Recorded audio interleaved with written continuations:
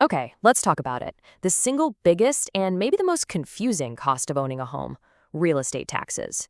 From the minute you get the keys to the day you hand them over to someone else, there's a whole tax story playing out.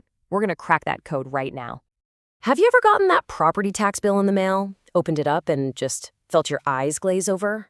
All those numbers, all that jargon. If you've been there, trust me, you are not alone. It's a huge expense, but most of us don't really get what's behind it. So let's fix that. To make this super simple, we're going to follow the entire tax journey of a house. We'll start at the very beginning, the day it's bought. Then we'll cover the big one, that yearly bill. And we'll finish up at the end of the line, the day it's sold. Each part has its own rules you've got to know. So, you did it. You bought a home. That's awesome. But before you even start thinking about that first annual tax bill, there's actually a tax that pops up right at the very beginning, at the closing table.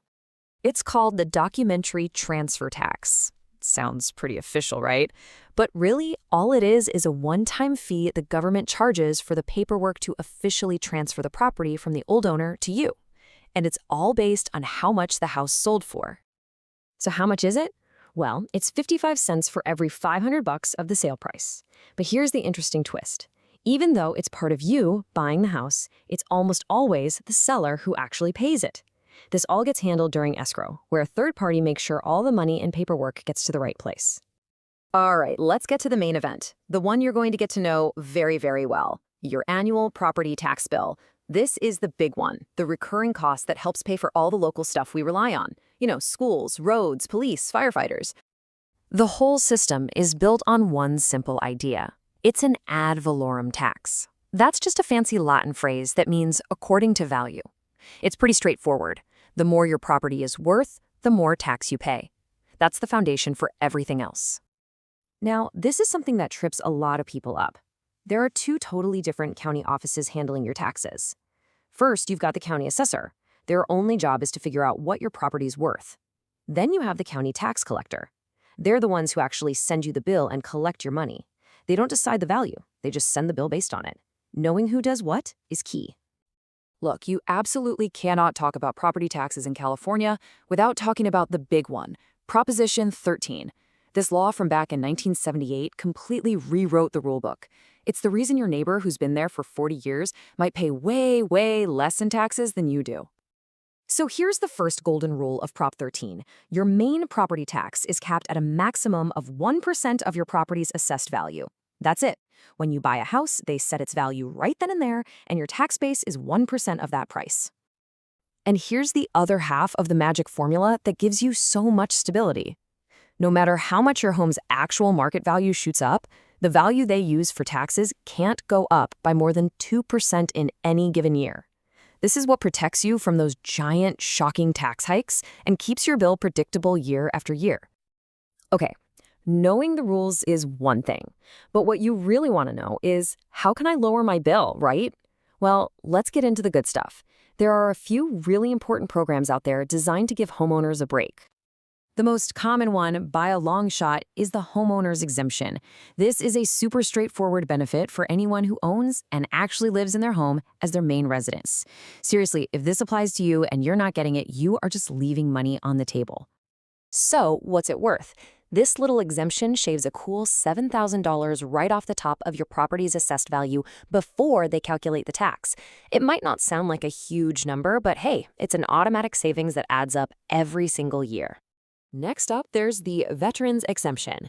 This is a specific benefit for California residents who have served in the armed forces during a time of war. It's a way of recognizing that service with a real, tangible financial benefit. This exemption gives you a $4,000 reduction in the assessed value of your property. Now, here's the crucial part. You generally have to choose. You can take this exemption or the homeowner's exemption, but you can't claim both. Now, this one is a huge deal for seniors. If you're over 55 and you've been sitting on that super low Prop 13 tax base for years, this rule lets you sell your home, buy a new one, and basically pack up that low tax base and take it with you. You just have to follow these 4 steps. For anyone looking to downsize, this is an absolute game changer.